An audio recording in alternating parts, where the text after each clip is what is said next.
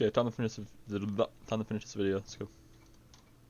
And cosine gives you 0, that's kind of interesting, right? Because usually it's, if sine gives you 0, cosine gives you 1, right? If cosine gives you 1, sine gives you 0. That's almost the same idea here. The sine one is giving you 1. The cosine one is giving you 0. It's kind of cool, right? Same sort of relationship. That's how I remember it, at least. Would you like to do the tangent one? Tangent one's even a little bit quicker. Actually, much quicker.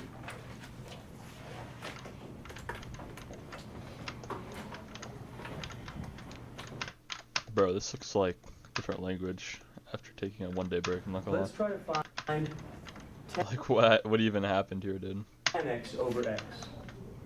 Now, could you just plug in the 0? What's tangent of 0?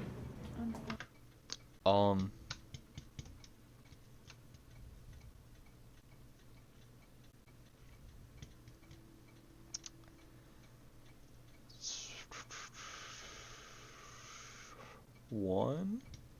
Hold on, let me look it up.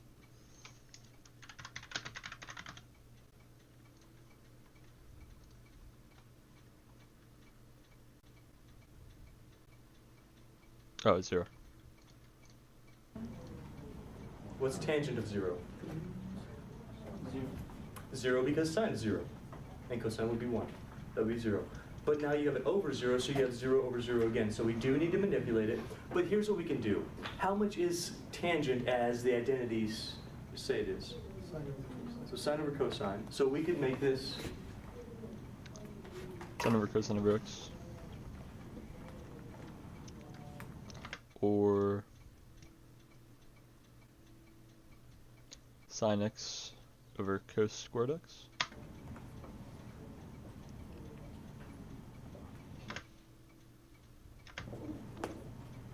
that.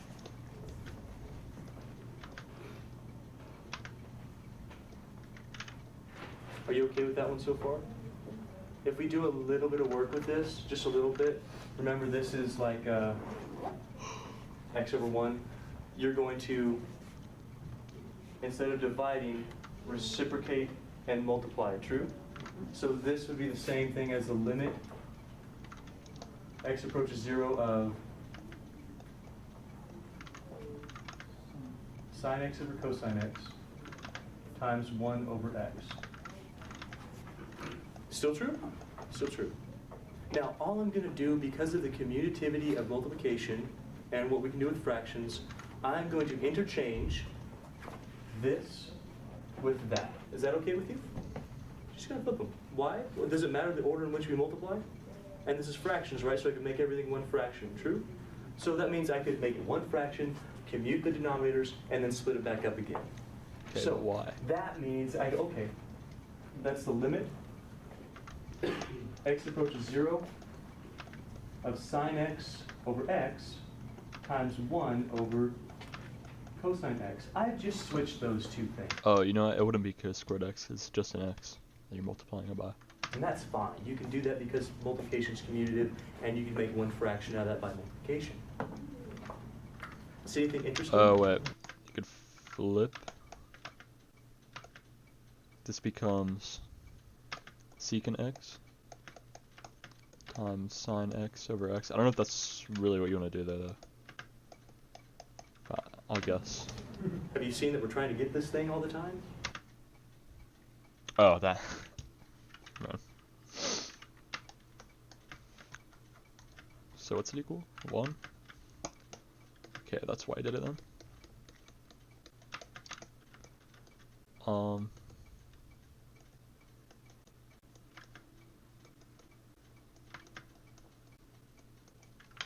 And then you can plug 0 in then,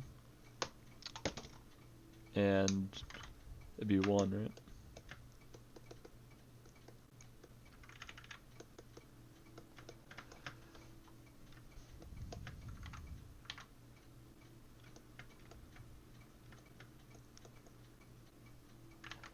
What's the original? Tan x over x? 1.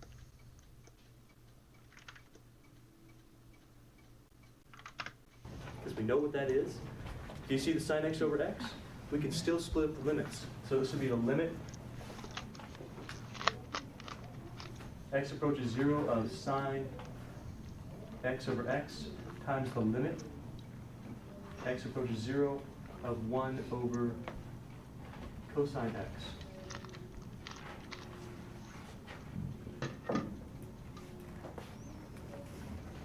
Interesting, interesting. Hey, now that you have this memorized, I hope you do. What's the limit as x approaches 0? Don't read the board, right? It's right up there. Just kind of, hopefully you memorize it already. Limit as x approaches 0 of sine x over x. What is that? 1. So this one is 1 times, can you plug in 0 now? Sure, what's cosine of 0? 1. It's 1. Yeah, what's 1 over 1? 1. Okay. What's 1 times 1? 1. You said 1 a lot today, haven't you?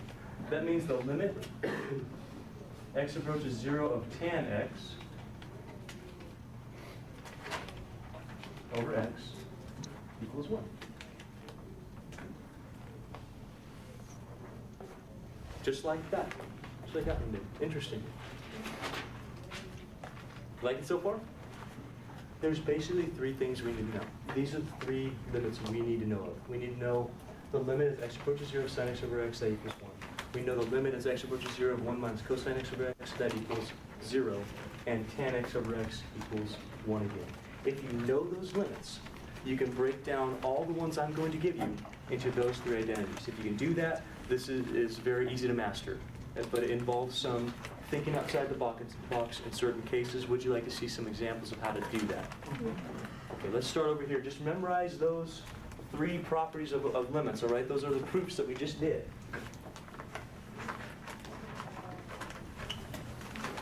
Also, I'll say it's got to fit those pretty darn perfectly in order to be true.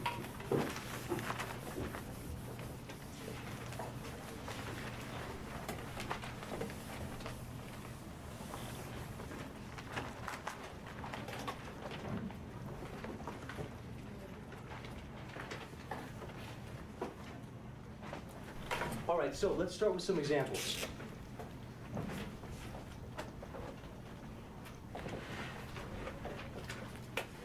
You're going to see some interesting mathematics. This is kind of thinking outside the box. We're trying to make these things fit in the format that I just gave you, okay? One of those 3 formats of limits.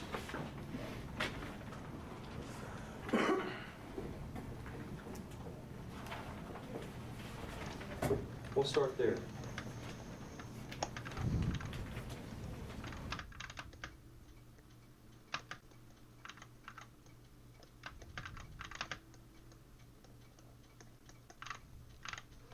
Okay, so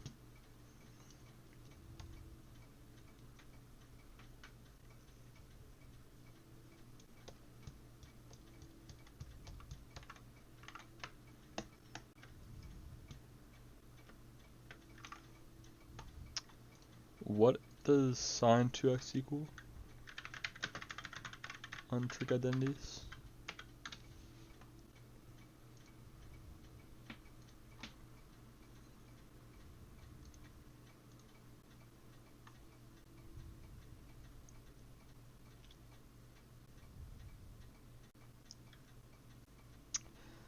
Two times sine theta is cos theta.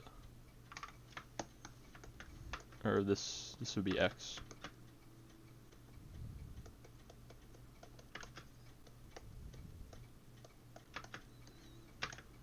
Okay, so I could just say sine x over x times 2 cos x. Right? Sine x over x is 1, I'm pretty sure. Oh, and I gotta keep the limits.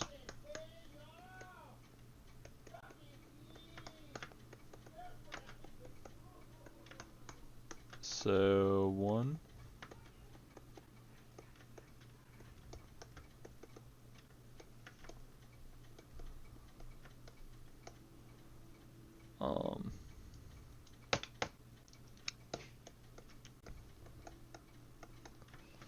Cos of 0 is 1. So 2.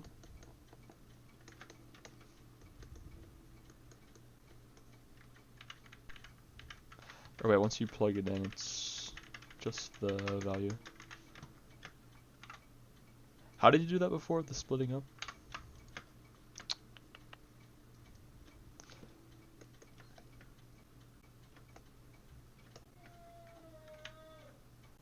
Can I just keep it all in one? I'm just gonna do that.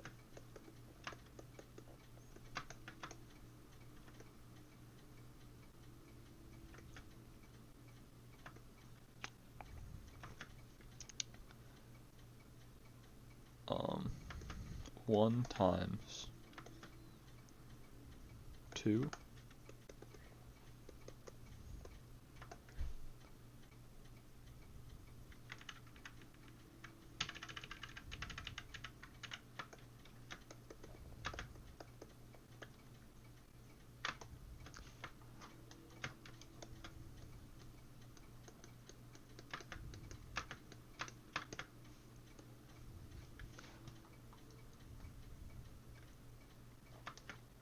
seems right.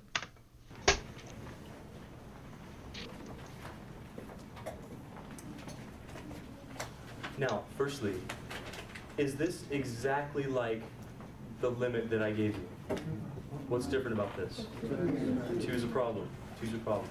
What we need to do somehow is we need to make the inside angle the same thing as the denominator. So for instance, if I have a 2x inside my angle, I need a 2x on the bottom of my fraction. You with me on that? You gotta have that. Otherwise, it's not exactly the same. You can't do that limit. I'll show you how to do this in just a second. So since we have this, maybe we can do something a little bit special. The only thing we can really do is multiply by 1, right? That's it. Otherwise, we change the value of the limit. But maybe we can multiply by 1 in a special way. For instance, what if I said, you know what? I want to multiply by 1, but I'm going to make it 2 over 2. Is that legal to do? Okay, let's see what we can do with this thing. Now, you can put the 2's anywhere you want to, provided you don't change this. A lot of people, when they're first starting out in trigonometry, hopefully this is not you, they go, well, let's just pull the 2 out front. Wouldn't that be easy? No, you can't do that. You can't do that, right? That is 2x. You can't change that unless you use an identity to do that, the double angle or the half angle or whatever, whichever ones that you can manipulate. Those are the only ways you can change your sign of the inside of the angle, okay? You can't just pull out that 2. It doesn't work. But we can choose to put these 2's anywhere we want. So what I'm going to do is I'm going to say, all right, let's be smart about this. Now this 2, maybe I put it in front of my sign. But this 2, let's make that 2x. You okay with that so far? You see where the 2's went? Now, here's something cool. Do you remember that anytime I have a function multiplied by a function, I can split off the limit of that function? We've done that a couple times right here, right? We did that. But with a constant, the limit of a constant is always just that constant. Let me explain that again. When you have a limit of a function times a function, you can break it up. The limit of a constant is always the limit. I'm not teaching anything we haven't had before. What that says in plain English is you can always pull out a constant to the front of the limit.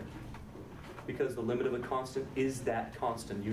Are you with me on that? So basically, pull the 2 out. That's what you can do. That 2 right here, I can bring that up front. So 2 times this.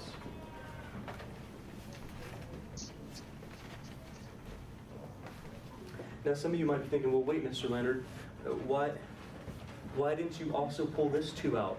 Why didn't you do that? Well, if I had, what's 2 over 2? Then I'm right back to where I started, right? That would be silly. I'm doing this on purpose so that I can make these 2 things look identical and multiply it by the number that's basically just left over. Raise your hand if you can follow that, feel okay with it. All right. Now here's a cool deal. How much is sine of 2x over 2x? Do you know? How much is sine of limit of sine of x over x as x approaches 0? 1. Now here's why this is also 1. You could actually make a substitution. Check it out. I'll show this only one time, just so you see it once. But let's make a dummy substitution like u equals 2x. You okay with that? Tell me something. As x goes to 0, does u also go to 0? Yes. Yes, it does. Because if you plug in 0 here, you get a 0 there as well, right? That means you can make the substitution for the limit. So if I make this substitution, then this limit now becomes u is going to 0, sine of, well, instead of 2x, I put u. Instead of 2x, I put u. Do you see how that now fits our identity perfectly? You can do that provided your bound or your variable still goes to the same spot. It's still going to 0 because when 2x is 0, u is also 0. It's still going to the same spot. Does that make sense to you? So we can do this. This is, oh yeah, this is 1, therefore this is 1. That's our substitution. It's kind of neat. But yeah. Maybe I put it in front of my sign. But this 2, let's make that 2x. You okay with that so far? You see where the 2's went? Now, here's something cool. Do you remember that anytime I have a function multiplied by a function, I can split off the limit of that function? We've done that a couple times right here, right? We did that. But with a constant, the limit of a constant is always just that constant. Let me explain that again. When you have a limit of a function times a function, you can break it up. The limit of a constant is always the limit. I'm not teaching anything that we haven't had before. What that says in plain English is you can always pull out a constant to the front of the limit. Because the limit of a constant is that constant. Are you with me on that? So basically, pull 2 out. That's what you can do.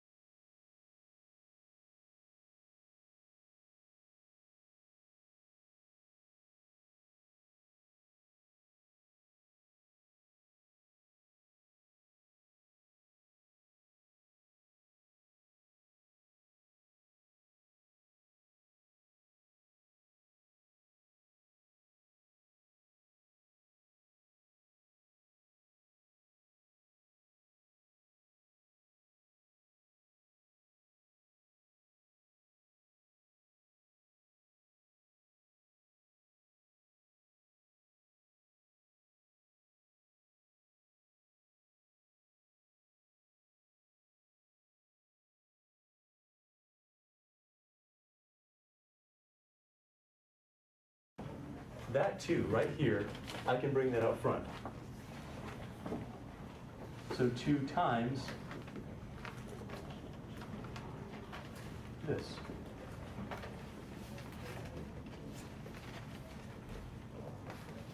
Now some of you might be thinking, well, wait, Mr. Leonard, why didn't you also pull this 2 out?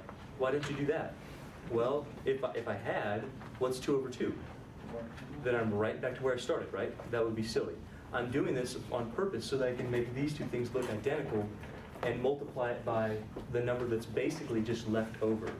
Raise your hand if you can follow that, feel okay with it. All right. Now here's a cool deal. How much is sine of 2x over 2x? Do you know? How much is sine of limit of sine of x over x as x approaches 0? 1. Now here's why this is also 1. You could actually make a substitution. Check it out. I'll show this only one time, just so you see it once. But let's make a dummy substitution like u equals 2x. You okay with that? Tell me something. As x goes to 0, does u also go to 0? Yes. Yes, it does. Because if you plug in 0 here, you get a 0 there as well, right? That means you can make the substitution for the limit. So if I make this substitution, then this limit now becomes u is going to 0, sine of, well, instead of 2x, I put u. Instead of 2x, I put u. Do you see how that now fits our identity perfectly? You can do that provided your bound or your variable still goes to the same spot. It's still going to 0 because when 2x is 0, u is also 0. It's still going to the same spot. Does that make sense to you? So we can do this. This goes, oh yeah, this is 1, therefore this is 1. That's our substitution. It's kind of neat.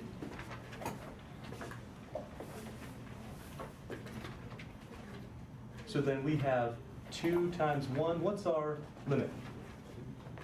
How much? 2. 2. And that's 2. Can you almost see it though in the original problem? Sine of 2x over x. How much is it? Not 1, it's 2. What's inside the angle besides the x? 2. Interesting, isn't it? Are you ready to make these a little bit more advanced, Start building them up a little bit? This was very basic. How much? Tell me constant. Are you with me on that? So basically, pull the 2 out. That's what you can do. That 2 right here, I can bring that out front. So 2 times this.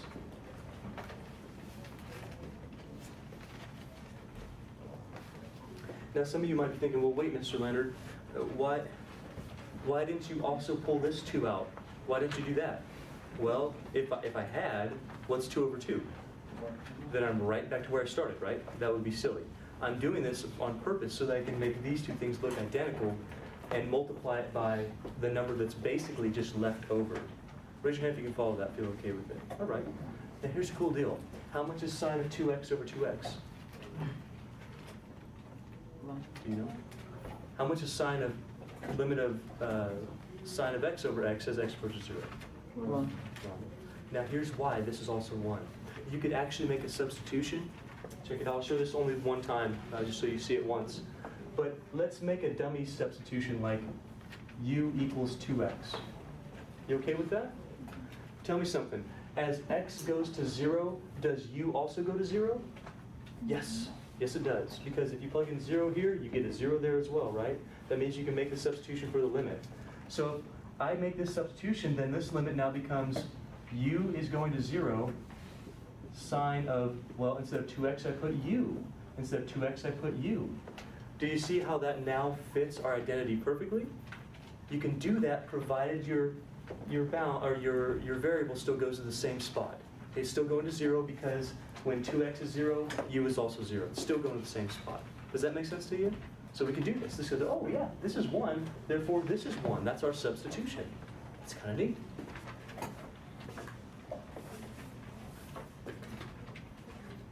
So then we have 2 times 1. What's our limit? How much? 2.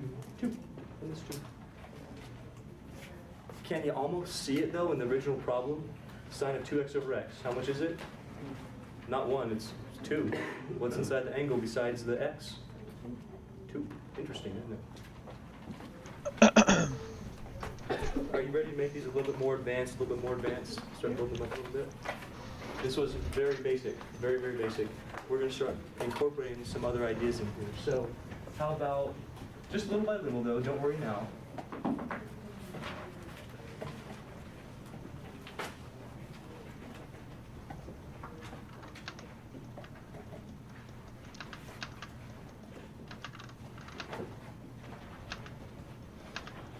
But I gotta warn you, I'm gonna cut out some of the steps I've already covered in the class.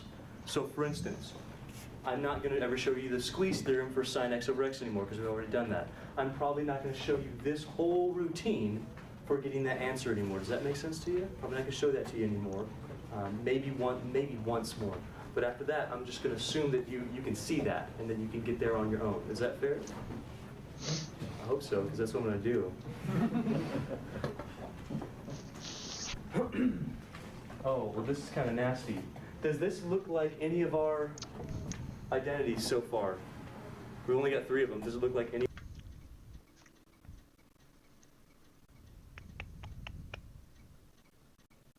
of them? You gotta make it fit one. You gotta make it fit one of those. Which one's it's closest to? The tangent one, the cosine one, or the sine one?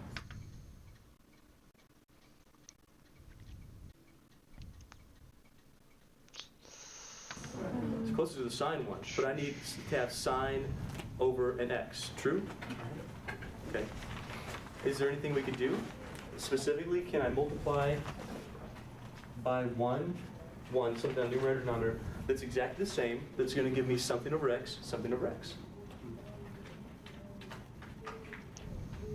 Stumped ya. Remember that you can incorporate new variables as well, provided that you multiply or you divide and gives you 1. I want this thing over x and this thing over x. That's what I want. Can you make it happen here? X over x? Close, very close. So we know we're going to need to incorporate another x. You agree with that, right? 2x over x? Somewhere the x is going to No, you can't do that. Has to be 1. happen. 1 over x. Oh, okay. So if I multiply by just an x, I get x sine, right? I don't want that. I want over x. How we get over x? Say it again. 1 over x. How about 1 over x? Is that legal to do? Oh, true. And then separate it by division.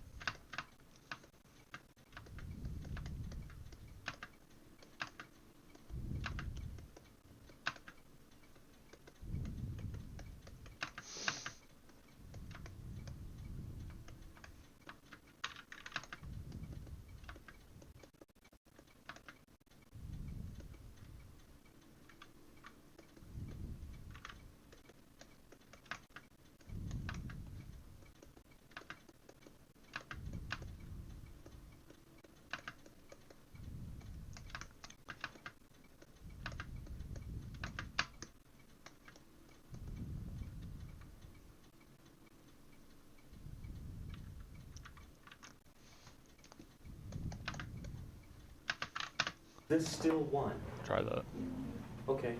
Let's see what that does to our problem.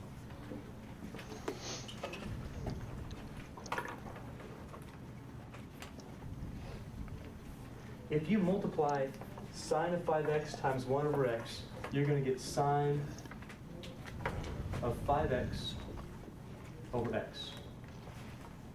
Are you okay with that algebraic step? What's this one going to be? 5.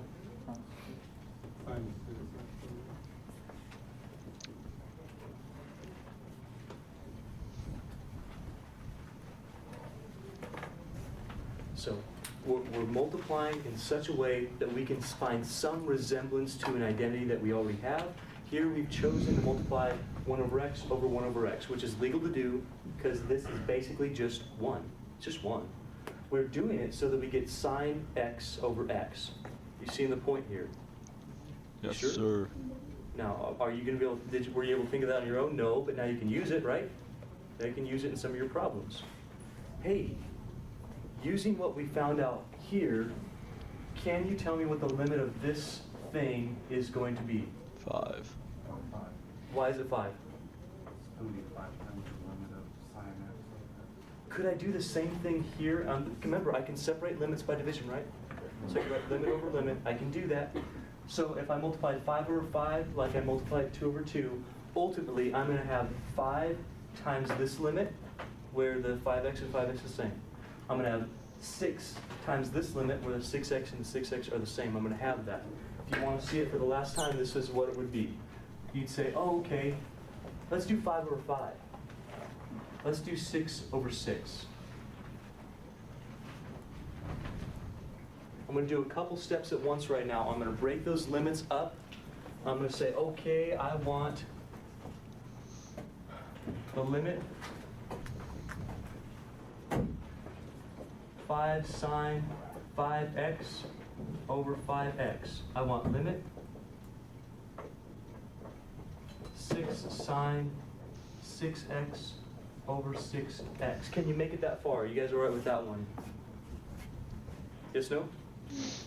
What can you do? What can you do with this 5 and with that 6? What can you do with them? Take it outside the limit. You can, because they're constants, and we know that the constants really don't affect the limit, because you can separate it by multiplication, and you'd be okay. This is all multiplication. That's great. So this would be now 5 times the limit sine of 5x over 5x as x approaches 0. Notice how I'm still writing the limit. All over 6 times the limit as x approaches 0, sine of 6x over 6x.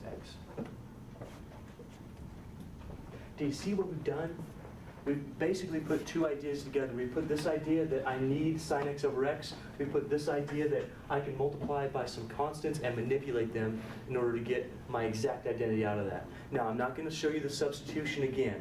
Basically, I want you to know that a substitution is possible in these cases. How much is the sine of 5x over 5x? How much? 1. This is 1 right here. This limit is 1. Whenever your angle matches your denominator with that sign and your limit's going to 0, that angle or that limit is 1. How much is this limit right here? 1. So you have 5 times 1. You have 6 times 1. What's your answer? 5 over 6. 5/6.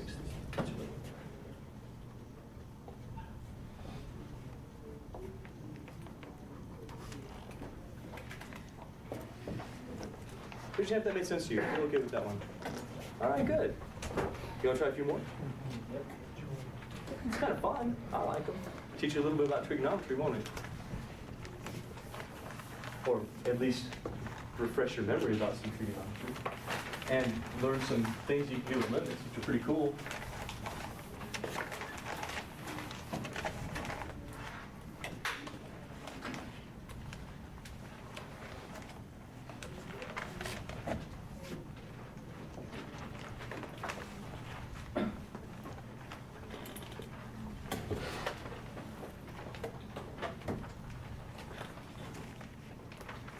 Ooh, let's see about this. Okay.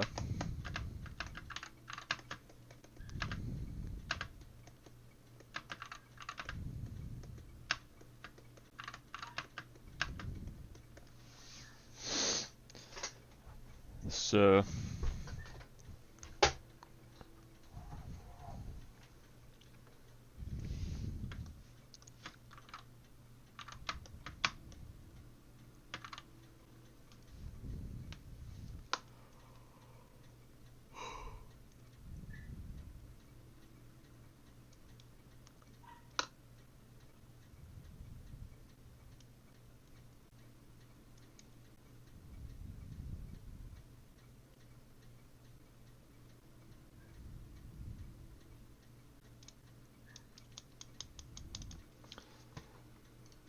okay, so he'll probably do it a different way, but is there a trig identity?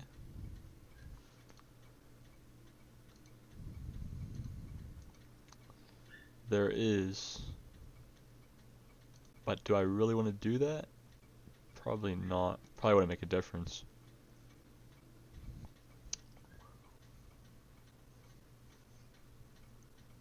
I don't know. Does this look similar to one of our are limits that we already knew how to do. Is it exactly the same? No. What's different about it? It's got x squared. Now, again, can you change the inside of your limit?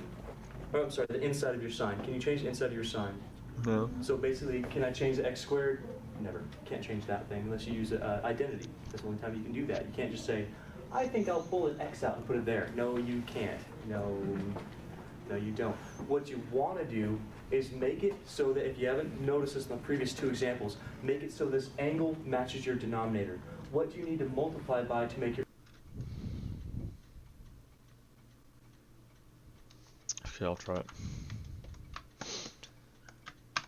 X sine x squared over x squared. Oh, and you pull out the x. I should have just tried that.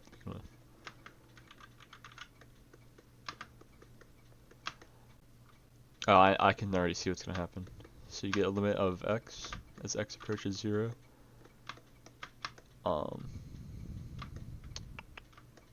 Which is 0, because whenever you have this set up with the variable, it's always whatever it's approaching, right?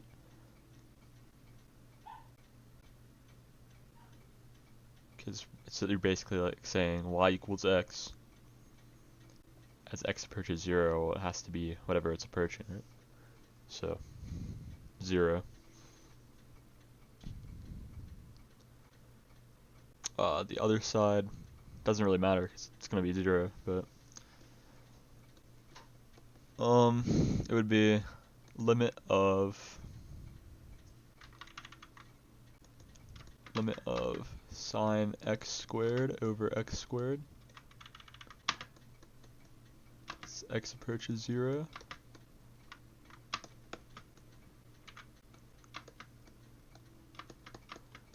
That's 1. So 0 should be. Your angle match your denominator, because that's what we did here.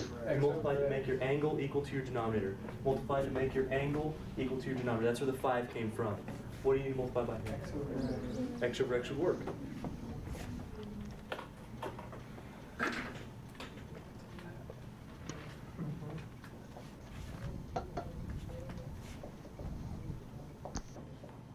So keeping with what we know, this x, I can't do much with that besides put it out in front of my limit. So right here I'll do, okay, I'm going to put that out in front.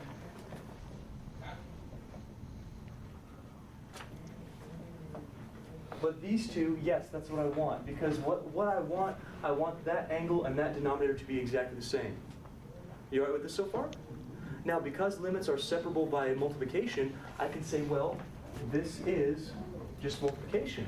I can separate off a limit of x. So this would be a limit of x as x approaches 0 times a limit sine x squared over x squared as x approaches 0.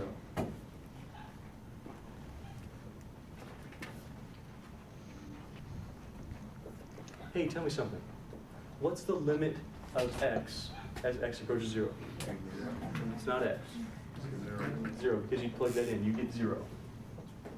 Times, what's the limit of sine x squared over x squared as x approaches 0? 1, yeah, because you can make the same substitution like I had on the board earlier for a dummy variable equals x squared, right? And then as x squared goes to 0, so does that variable, and so does this variable. It would be like a u would be going to 0, as these two things also went to 0. That matches our identity perfectly.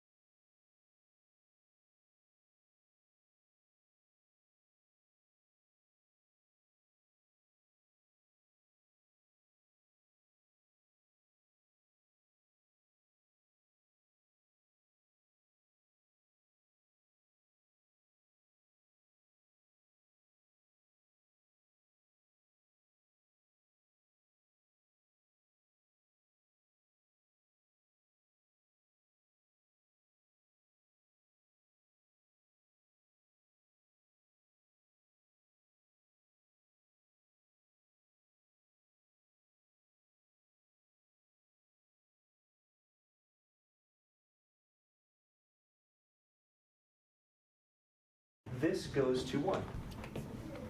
And as I've said, anytime your angle matches up with your denominator, you can do that.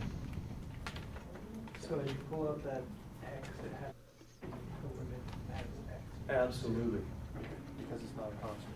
It's not a constant. Yeah, the only reason that's a great point. The only reason why we were able to pull this constant out and leave it a constant is because if you did this, watch this, if you did the limit as x approaches 0 of that constant, what's the limit of 2? No matter what you're going to, right? That's why we can do it.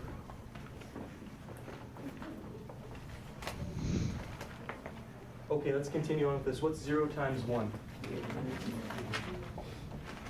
Our limit of x squared over x, sine x squared over x as x approaches 0 is 0.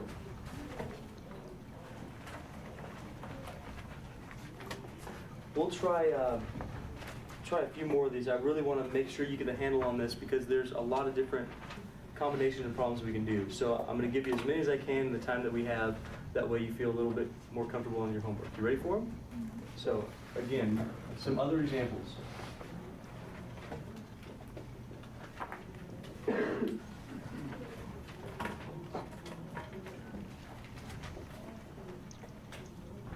Hey, by the way, is this the same thing as this?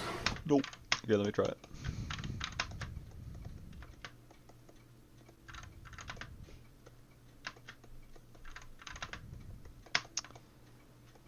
So probably gonna multiply sine x. Maybe.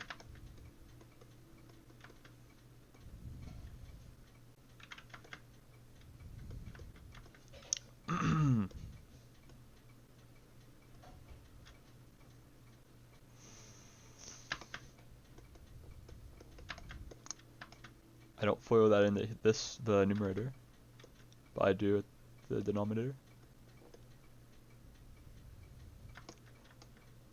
Can you do this?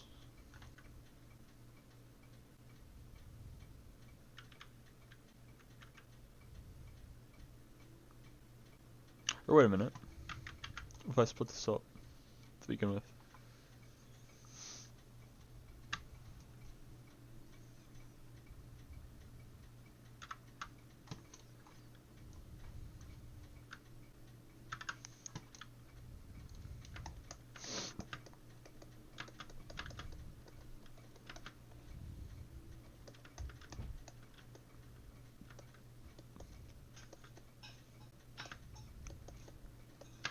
Ah, I cracked the code, dude.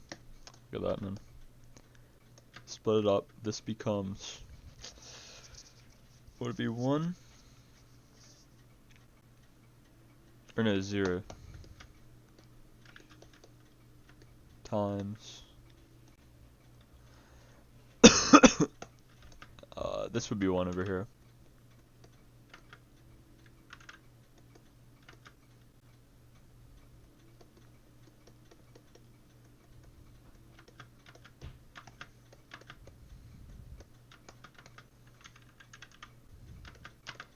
So 0. Let me make sure it's a 0 actually, and not 1.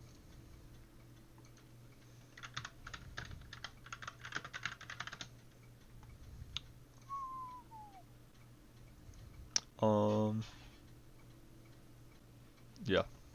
So it should be 0. This is the same as that. Sine of x squared is the same thing as sine squared x. What's sine squared x mean? Good.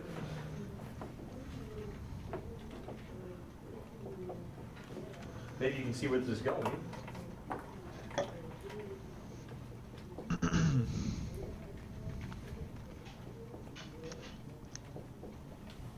So that's true. You're always trying to break it into limits you know, limits you understand. What's the limit of sine x over x? 1. This is going to give you 1. What's sine x? What's the limit of sine x as x approaches 0? It's 0, because when you plug in the 0, you get 0. So this is ultimately going to be 1 times 0, or 0. This limit, if I'm not showing you a step right here, I'm not actually breaking them up. If I were to break them up, the limit of this would be 1, limit of this would be 0, 1 times 0 is 0.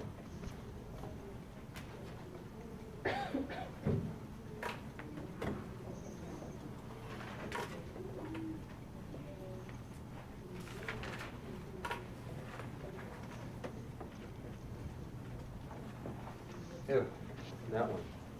As x approaches what, Leonard? Now we're going to talk about this. I'm not going to prove it to you why it does.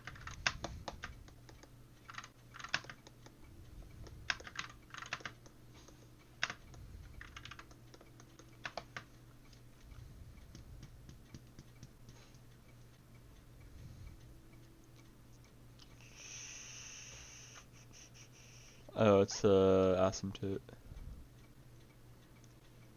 AC.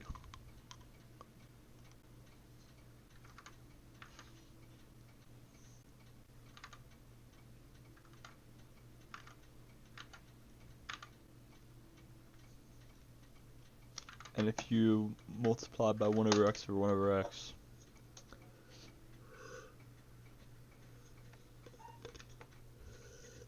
then you still a problem. So let's see what he does. Doesn't exist. You can get there on your own, or you can look. I think the book has a proof in it. It's pretty good. I'm going to do this graphically just to show you what this looks like. Now, of course, sine is an oscillating function, right? It goes up and down, up and down, up and down. 1 over x, as you get close to 0, goes to infinity, right? It goes there very fast. So what happens with this graph? It looks like this. Sure, it tops out at 1, and it tops out at -1, because sine is bounded in those ranges. This looks something like this. Starts off nice, it goes down, it goes up and down, Oh, it's this and one. up and down and up and down. And as it gets closer, it goes faster and faster and faster and faster and faster and faster and faster. So a bunch of crap happens. Right? It's going by the end, by the time it gets to 0, it's going like that. Does it ever get to 0? No. You tell me, can you plug in 0? No. Then it never gets there. It's undefined at that point. You can't do it. You cannot do it. So it just goes nice and slow and then faster, faster, faster, faster, faster, faster until it gets nowhere. The other side looks like this.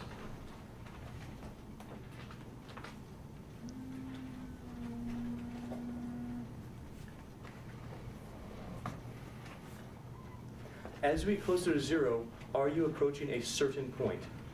Or is it just continuing to oscillate like that? It's not actually reaching a point. It's not gonna ultimately go, oh, I'm gonna level out and make 0, or I'm gonna level out and make 1. It's not doing that. As you get closer, it's still oscillating even faster and faster and faster. By the end, it's just crazy. All right, you can't see it. It's going so fast. So is the Doesn't limit going to exist? exist? The answer is no. No, it doesn't exist. Let's go. That one does not exist. Sine of 1 over x does. If you ever see that, just sine of 1 over x, that doesn't exist.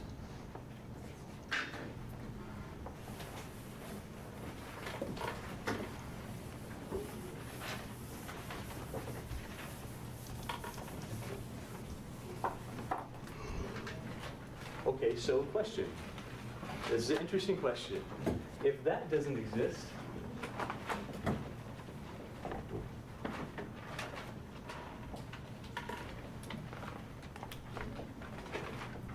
does that exist? Oh, wait, did he not put the 0 there on purpose?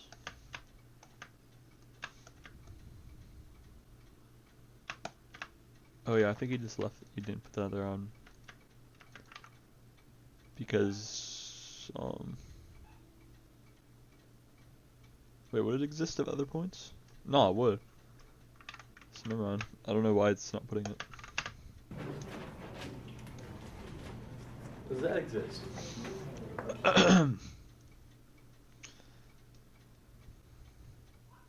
No.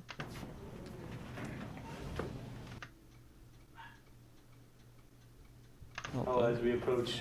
Let me get my white cat and stroke it. Did you see that commercial with that creepy guy with the white cat? I don't know what that was. Yeah, it was, but it was like on the Super Bowl. I think it was CeeLo. You know who CeeLo is?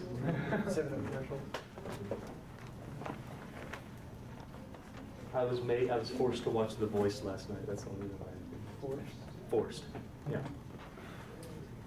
Not like handcuffed or anything, but like it was on, and of course, if it's on, I have to watch it, so there it is.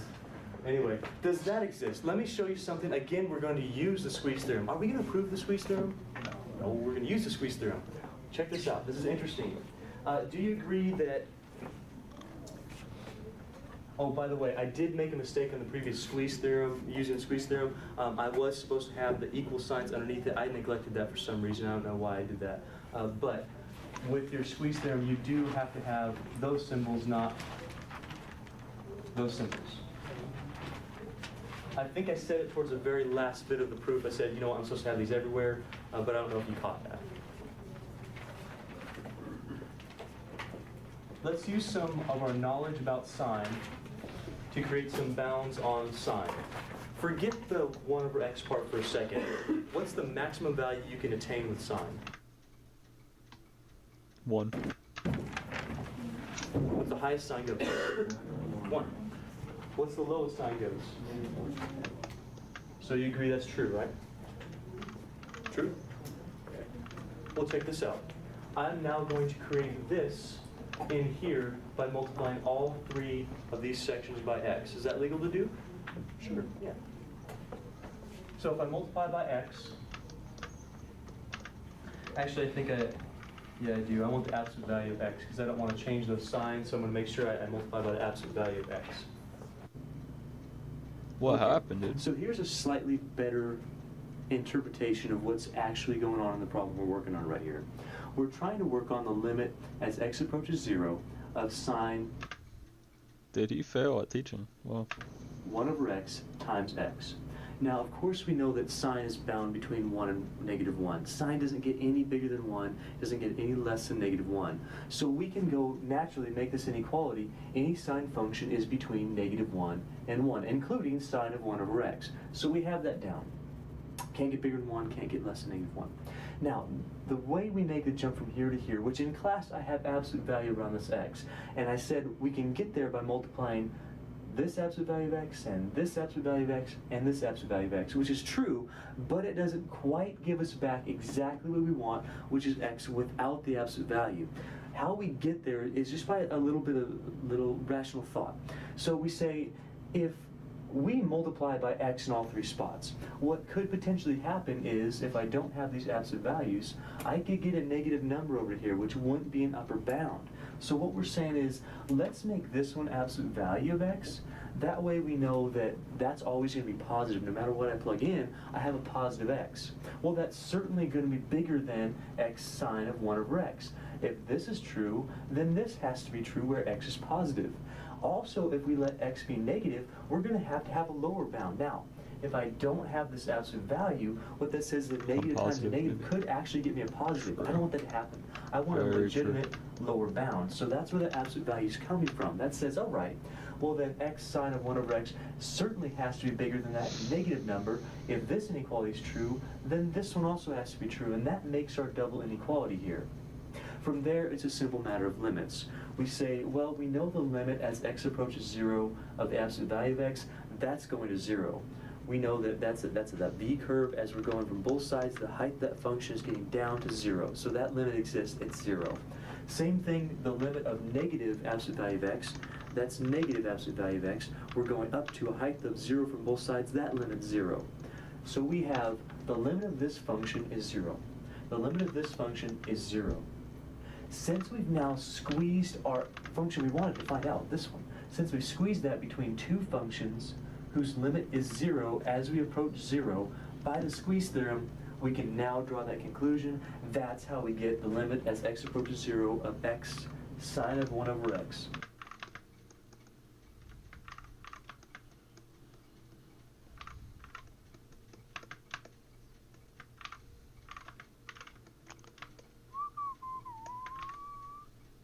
whoops.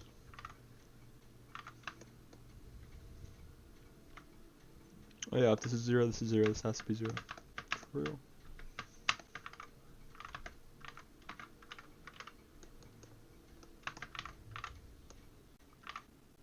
Wait, wouldn't this be 1 over x? This is 1 over x, pretty sure. Because otherwise, yeah, that doesn't make any sense. So.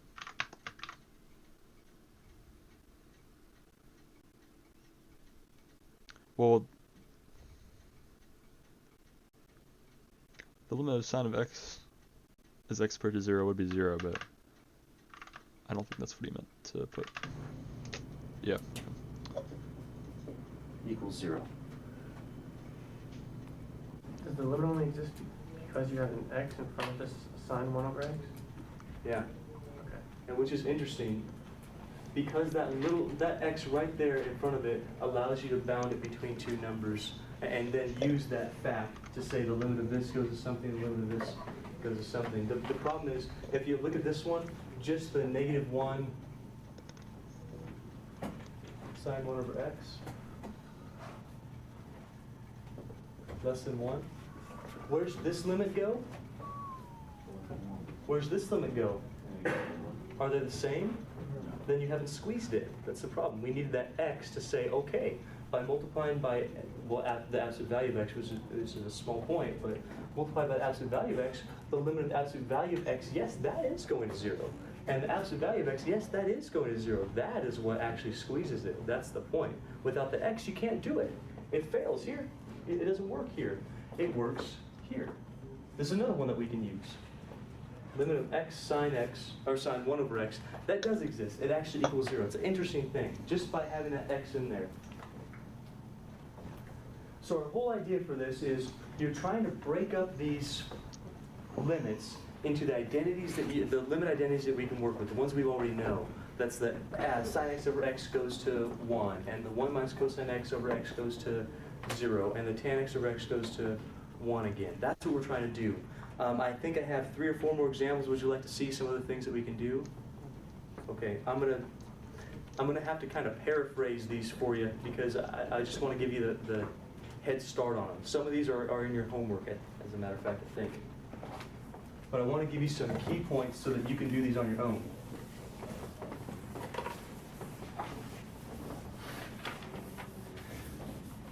So I'll be moving kind of quickly. Follow along. If you're not quite getting to see me in the math lab, I'll be there often, or my office hours, or check out these videos again later on. See that you can follow these on your own. You with me on that? So a couple of the things that we can do. This is basically just practice at this point. We've learned everything we need to know.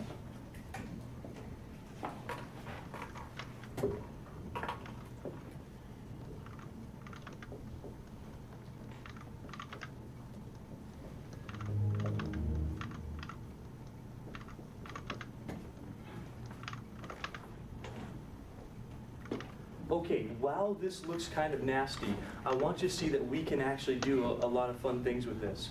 Firstly, do you see how we have a few cosines up there?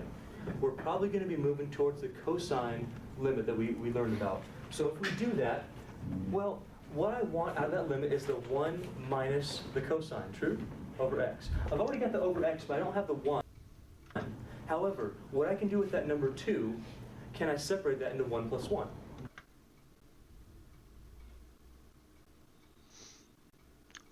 Yeah, sure. Is 1 plus 1 the same thing as 2? Sure. So then this is really, check out what I'm going to do. I'm going to say this is really 1 plus 1. I'm going to reorganize this stuff then and say this is the limit as x approaches 0 of 1 minus cosine 3x plus 1 minus cosine 4x all over x. Okay, then you probably separate them like this.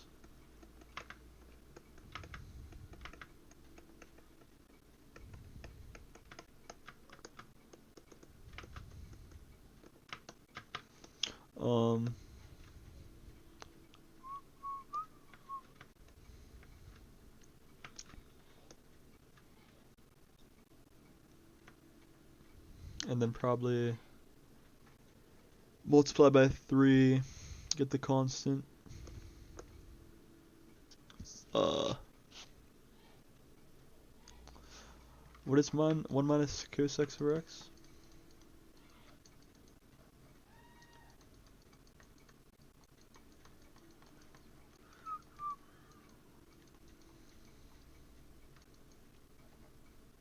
Zero. Okay.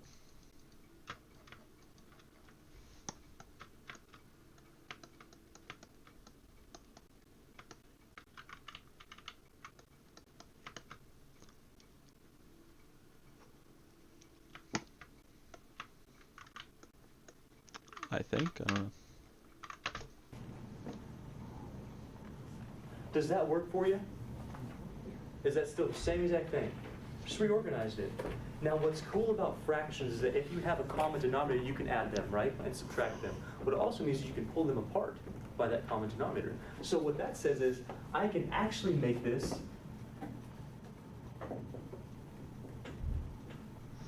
1 minus cosine of 3x over x. Well, there's one of them. But now I have the common denominator plus 1 minus cosine of 4x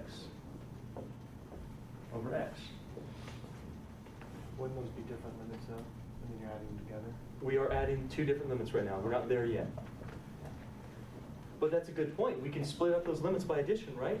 So we now have two different limits.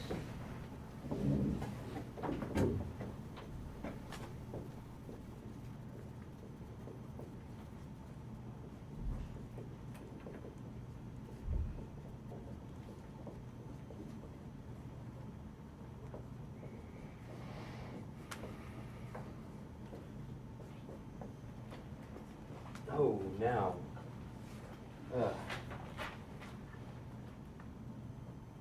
What can we do now? What can we do now? We can do that. What we want is the angle to be the same as our denominator. So if we do that, if we do the 3 over 3 thing and the 4 over 4 thing, move those numbers out front, don't affect this 1 minus cosine of that angle, then we'll be okay. Then that's going to allow us to do that substitution just like we did for the sine. Did you follow that? So we want 1 minus cosine of an angle over the same angle, basically, down on the denominator. That's what we're looking for here. So if I multiply this by times 3 over 3 times 4 over 4, all this becomes is 3 times the limit x goes to 0 of 1 minus cosine of 3x over 3x plus 4 times the limit 1 minus cosine of 4x. It's hard to draw. Over 4x.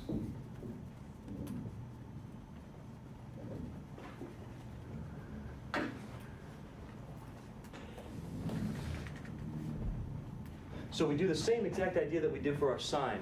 Only here, can you tell me what's the limit as x approaches 0 of 1 minus cosine of some angle over that same angle? How much is that? 0. That's the 0. So we have 3 times 0 plus 4 times, what's that one going to be? 0. We do that substitution again, just like we learned for sine. So 3 times 0, 4 times 0, what's the answer? 0. Do you know that word? I know, right? All that time spent and nothing. 0.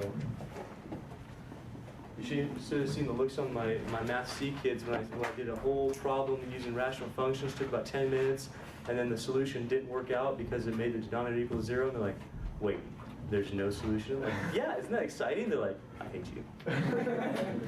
Oh well.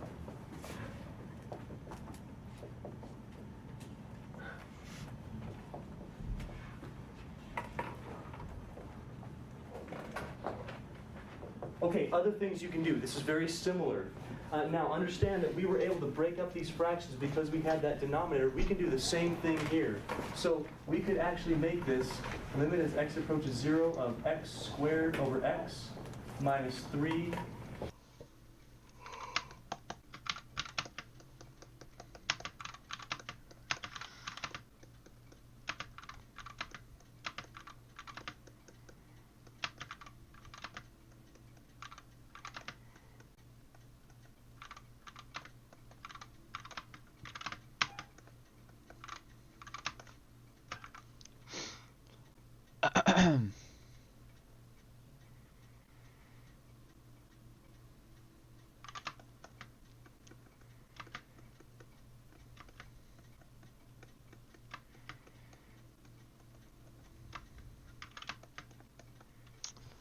Okay.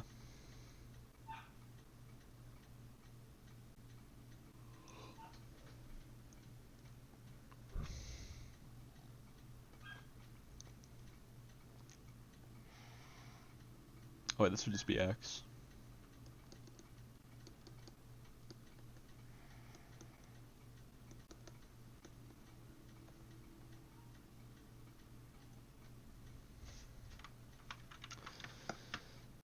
So 0 for that. Over here.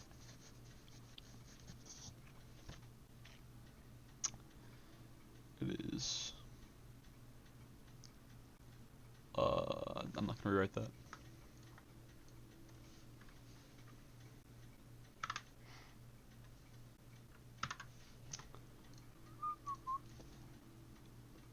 Minus 3.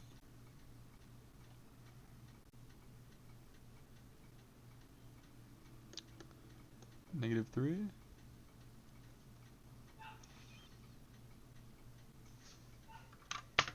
Sine x over x.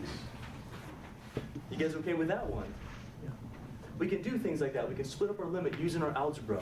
How much is x squared over x? So we'd have the limit as x approaches 0 of x minus 3 times sine x over x. Tell me what happens here. Tell me what happens. Where does the x go to? 0. By the way, the reason why we can do that is because we're not actually getting to 0, right? We can actually cross out the x and x. That's okay. So what's the limit of x as x approaches 0? 0. This is 0 minus. What's the limit of 3? Is the 3 going to change? Now, you know I'm skipping steps here, right? You know that technically what we're supposed to do is separate these by subtraction, then separate these by multiplication. But we found out that earlier with the polynomials, if you can plug it in and you know the identities, then you're going to be okay. So here, this goes to 0. This 3, that's going to stay at 3. What's the limit of sine x over x as x approaches 0? What's my answer? Answer is negative 3. Would you raise your hand if you're okay with this one? We'll practice a couple more next time. I want to show you 2 other things we can do, and that'll wrap it up. So we're still learning how to do some problems involving trigonometric limits. So when we deal with these limits, our basic idea is you want to get it down to one of those 3 identities that we knew for limits. Namely, sine x over x as x approaches 0 goes to, oh boy. 1. 1, very good. Okay, somebody else. 1 minus cosine x over x as x goes to 0 goes to 0. And tan x over x? Oh, good. All right, you got that one. That's the one we don't use that often either. Oh, nuts. Okay, so basically we're trying to get those things in these problems some way or another. Now, oftentimes you'll have to use some sort of an identity to do some of these things. So for instance, when I look at this top example, t squared over 1 minus cosine squared t, if I plug in the t, I have a problem because I have 0 over 0. Do you see the 0 over 0? That's a problem. But is there a way I can manipulate this in such a way to get rid of the 1 minus cosine squared t? Conjugate. Maybe.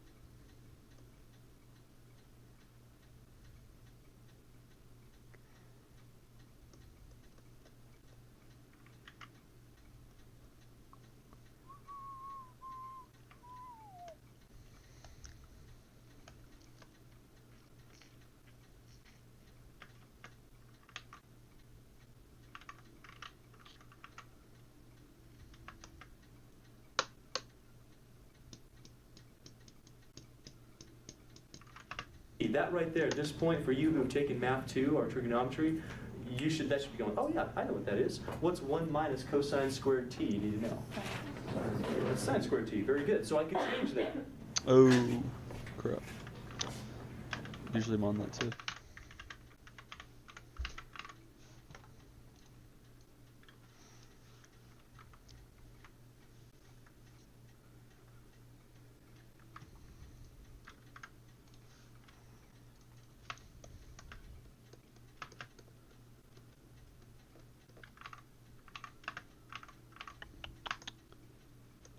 which is 0.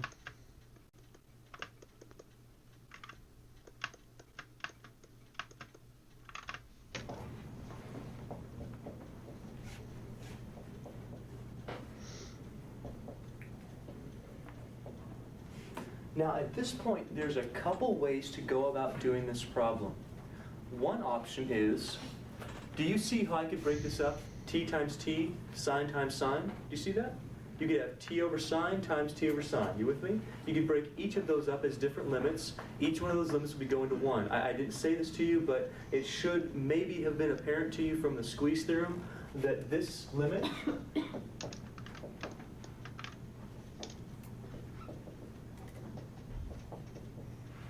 is also equal to 1. Was that apparent to you as well? That's the same thing. That's the same thing. The reason is because when you do the squeeze theorem, instead of reciprocating, if you left it alone, you have that already. That's in there when we proved it with the squeeze theorem. Also, I can show it to you this way. Do you remember that if you take out an exponent or you reciprocate a fraction, you can actually have a negative exponent? Some of you are zoning out already. Let me show you what I mean. Maybe let's make more sense. If I flip these around,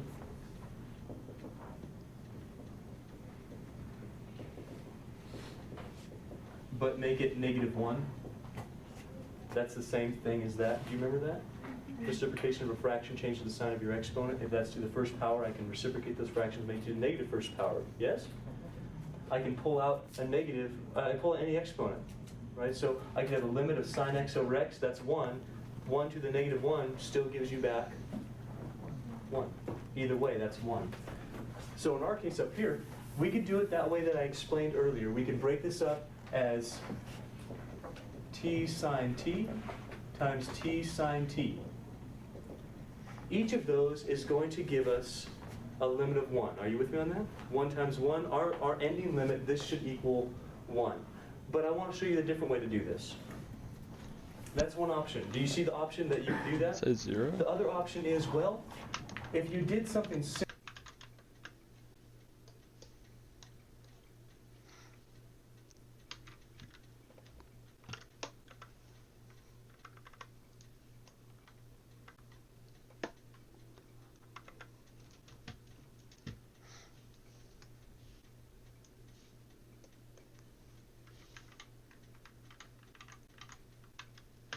with that exponent, I could say that this is the limit as t approaches 0.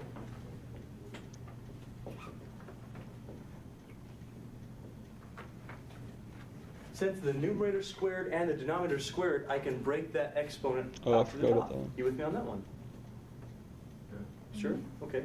Also, if I change the sign of that exponent, I can reciprocate my fraction.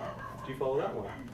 So this says, all right, well, then why don't you just make it limit t approaches 0 of sine t over t. That's something we want. But now, since I reciprocated the fraction, I have it to the negative second power. What we can do with the negative second power is pull that exponent outside of our limit.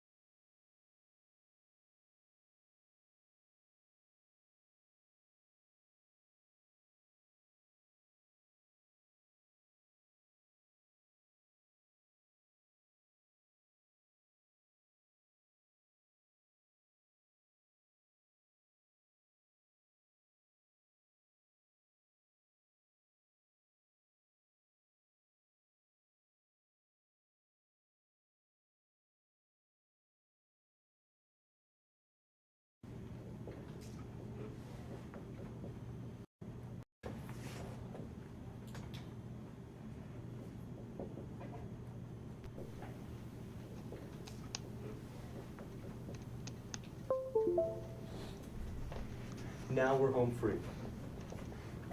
Do you need me to recap here a little bit? Yeah. Okay, recap. Still get a kick out of that every time. Trig identity, y'all need to know that one. Taking an exponent out, it's very similar to this. If you have x squared over y squared, that is x over y squared. Agreed? Then this is similar to this. If I reciprocate the fractions y over x, then that's just -2. That's exactly what I have done here and then there. True? Properties of limits say that if you have a function raised to some power, it's the same thing as a limit of that function raised to that power. So it basically says I can raise the limit to the power instead of raising the function to the power and then taking the limit. So in other words, that's possible. Pull out the exponent, take the limit first, and then do the exponent. You okay with that one? That's the recap. Now, what's the limit as t approaches 0 of sine t over t? So you all agree that's 1, right? What's 1 to the -2nd power? 1. It is just 1. Yeah, anything to 1 to any power gives you 1. So this is going to give you 1. You okay with that one? Well, that was fun. Hey. Any questions on the first one? Is it only 1 if it's approaching 0, or can it be approaching another number? That's a good question. If it's approaching any other number besides 0, Then it doesn't matter. well You then... plug it in. Okay, the only difference in this one, for like right here. If it's approaching any other number besides 0, well then sine is actually a number, right? So you can plug that in and be just fine. You wouldn't have to do any of this. The only time that really matters is if the sine of t is 0, which happens at 0 and then pi and then 2 pi again for this example. Here, it wouldn't really matter unless t goes to 0. So that's our situation. So if t is anything else besides 0, you don't even have an issue. Remember I said you should always plug in the number first to make sure you even have an issue? So if this was like going to 1, or, well, let's make it better, pi over 2, you go, oh, let's do pi over 2. Do I need to have a limit identity or anything? No. You just do sine of pi over 2 or pi over 2, and that will actually work out for you. It's going to be 1 over pi over 2 or 2 over pi. So that would be your answer. So you wouldn't have to do any of this stuff if you have a number besides 0. Are you with me on that? It all goes back to you should try your limit before you start doing this is fancy stuff. Try your limit before you do fancy stuff. Plug in the number. If you don't have a problem, then that's your limit. If you do have a problem, then do fancy stuff. Fancy stuff. My fancy hands. Okay, does that answer your question though? Yeah. All right, let's try the next one. Now let's practice this then. Are you gonna have a problem if you plug in 0?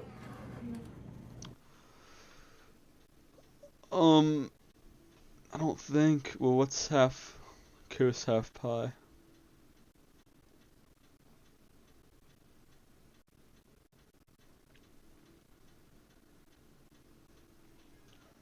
Cos half pi.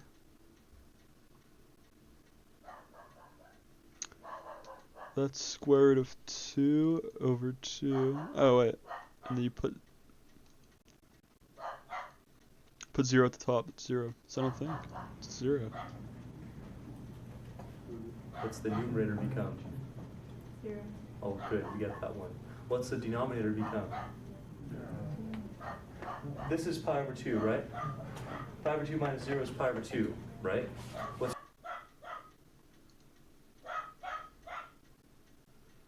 Oh, pi over 2.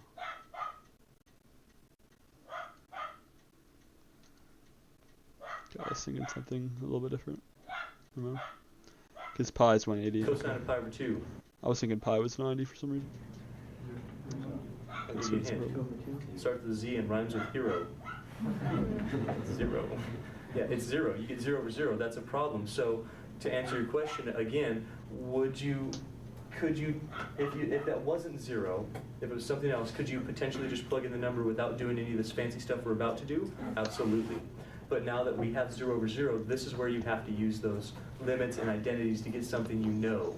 What's the things you know? You know the limit of sine x over x as x approaches 0 is 1. You know the limit of 1 minus cosine x over x as x approaches 0 is 0. And you know that the limit of tan x over x as x approaches 0 is 1 again. That's the only things you know. So if you can't do the limit directly, you try to make it into one of those things. You follow me on that? Okay, so what can we do? Someone who's really good at identities, tell me what that is.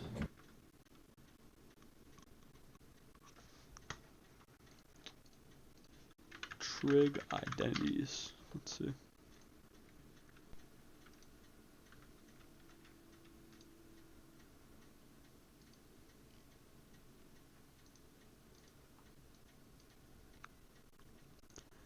Pi over 2 minus theta, cos.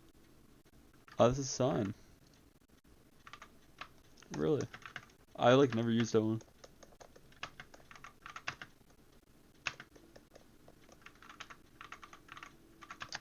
X over cos half pi minus x over sine x, which she said is 1. I guess I could put the limit as x approaches 0. Alright, should be it.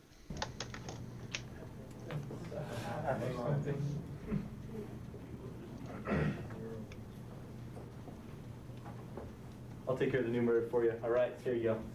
Bam. Booyah. Do the denominator.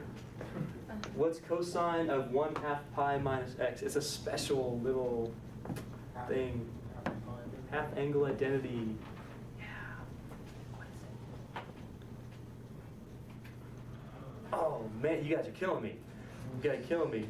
Know your double angles, your half angles, your Pythagoreans, and the tangent ones. Okay, know what secant, cosecant, cotangent mean, and you'll be okay. Those are the basic ones. Okay? You need to have those down. What this says, if you want to check in the back of your book, cosine of 1/2 pi minus x, or minus your angle, whatever that happens to be, whatever variable you have, that's equal to sine x. That's it. This is sine x. Did that make your problem easier? Much easier, right? If you try messing around with this one, you're like, oh, I have no idea. What's Mr. Leonard going to do there? This is crazy stuff. But that's actually just an identity. Do you know how much this is? Limit of 1. x over sine x as x approaches 0. 1. It is 1. Yes, we actually just talked about that. 1. 1 and done. Cool? Yeah. Okay, so do you sometimes need some identities to do these problems? Yes, you do. You have to be good at identities in this class. Not a professional, otherwise you'd be teaching, but relatively okay. Okay, you need to at least know them and how to use them. That's why I had you do that identity section, right?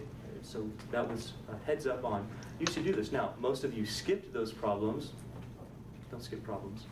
Most of you skip those problems, but you should have the idea that, yeah, we're going to be using this in class, and it's somewhat helpful unless you just want to spend massive amounts of time banging your head literally against the wall and pulling your hair out. I don't want you to go bald, so learn your identities, and then you can get a little bit easier. Okay, now, our last one that we're going to do in here, again, I can't give you every example, but I've given you quite a few. I think you'll agree. What can we do with that? What do you think?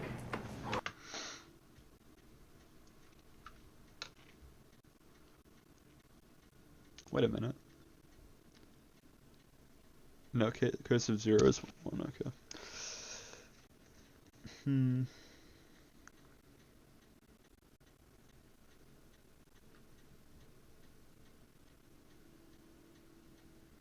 Multiply by cos theta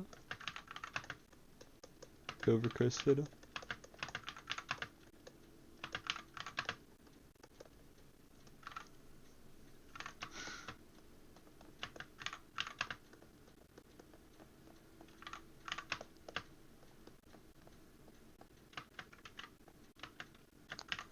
Oh, wait a minute.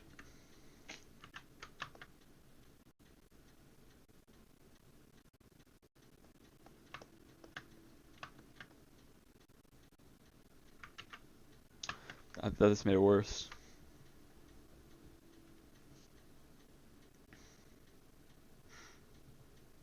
Because then I would have cos theta minus cos theta squared. Wait.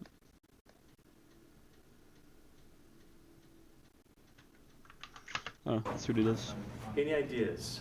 We did something with 1 minus cosine earlier in the class. Maybe that would work. Conjugate. Conjugate. Conjugate it. Yeah, let's conjugate it. Really? Okay.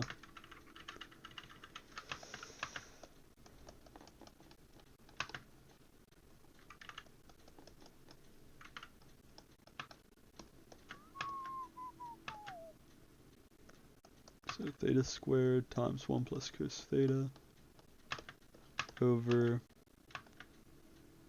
1 minus cos squared theta. Oh.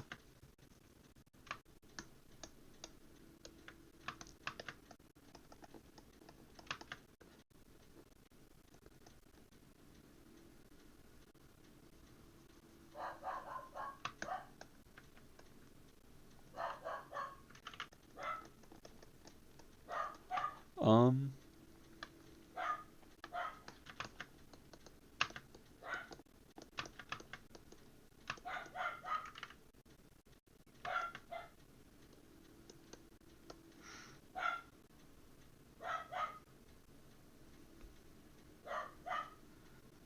Yeah, it's still a problem.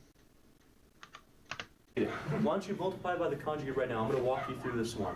Multiply by the conjugate of 1 minus cosine theta. Do them both numerator and denominator.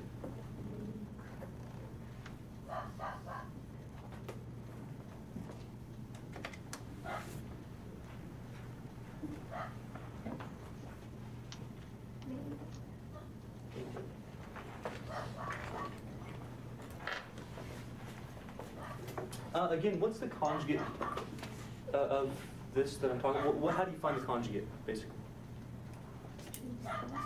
Change the sign. Okay, so what is the conjugate specifically for us? 1 cosine theta.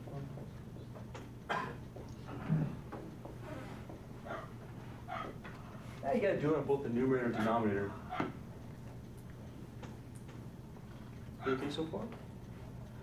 We don't necessarily have to distribute the numerator. I'm going to leave that alone in case we absolutely have to later. What I do need to do is distribute the denominator. You follow? So let's try that. So we're going to have the limit. Theta approaches 0. Theta squared.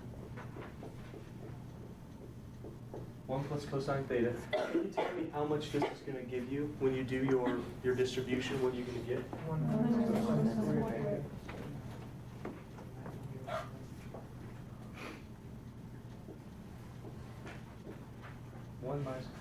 Hey, we've seen this already. How much is 1 minus cosine squared theta? Sine squared.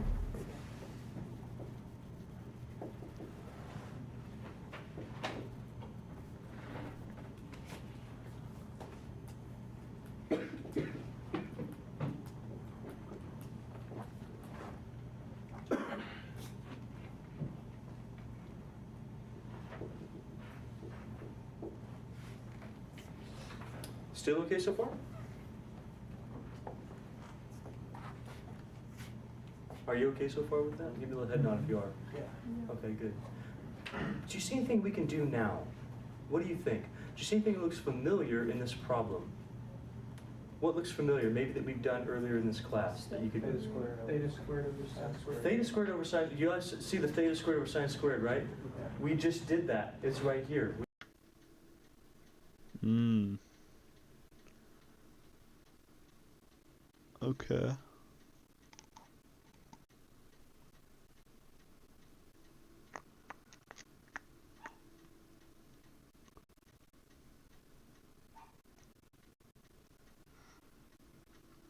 We've done that problem. So what I want you to do right now is break that up.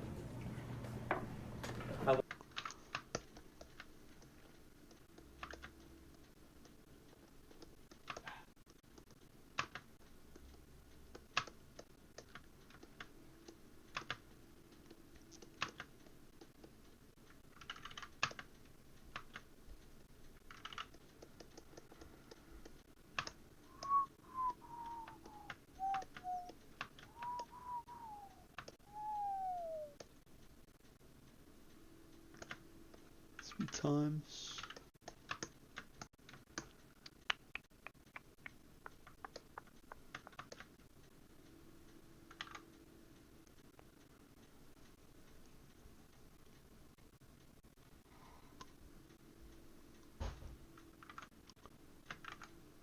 uh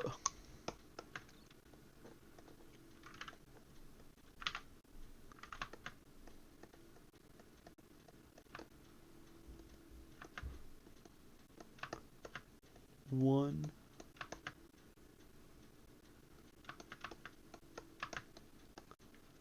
2. I want the theta squared over sine squared times the remaining.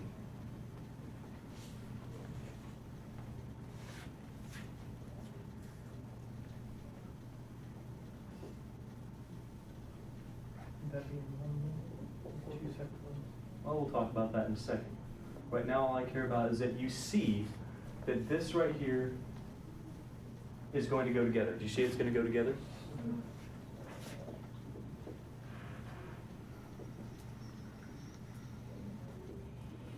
And it's going to be multiplied by 1 plus cosine theta. Do you all have that in your paper right now? Are you seeing how to, if you didn't get that, are you seeing how to get that? Yes, no? It's okay if it's a no, but I need to know it's a no. Is it okay or not? Yeah? No. Not so much? This is like this is like over 1, right? If you multiply numerator times numerator and denominator times denominator, it will give you back that thing. Therefore, we can split it up in the opposite manner. Okay, now what can you do with limits that are being multiplied together? Can you split them up by multiplication? Yeah. Can you split them up by multiplication? Do that now. Okay, make 2 limits out of it. Limit of this one times the limit of this one. Do that for me.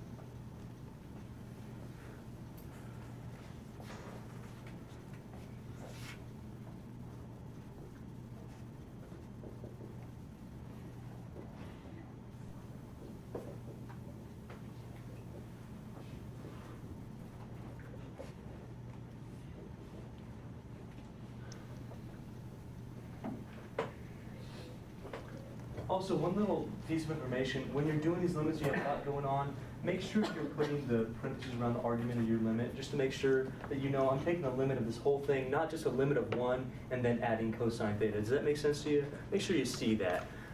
Did you make it this far? Okay, now, since we've already proven this, we already know how much this limit is. How much is this limit? We could redo it if you really want to, right? Pull out the 2, reciprocate it, -2. 1 to the negative second power is still 1. So this thing is 1. Now, can you evaluate this limit at theta equals 0? Is that okay to do now? Yup. Sure, you have no denominator. That's fine. Plug in the 0 and do that on your own. Notice how I'm not writing limit anymore. This limit is equal to 1 times this limit is equal to 1 plus cosine of 0, since theta is 0. Notice how you still need parentheses because you're multiplying 1 times something. That's okay. How much is cosine of 0? It is how much? 1. Cosine of 0 is 1. So what we have in here is 1 plus 1. So 1 times 1 plus 1. What's our limit equal to? Limit is 2. There are a couple different ways you could have done this. You could have broken this up independently, done a few different things. This is probably, in my opinion, the most concise. So at least the one I've found that's most concise. So do that, and then we can do any limit. As long as we're finding at least some identities that we've dealt with before inside of our limits and using those things. How many people understood what we talked about so far in our section? How about this one? Are you guys all right with this? Any questions that we have before we continue? All right, finally done with section 1.2. Whew. Feel good? It's good for me. This thing was long. My goodness.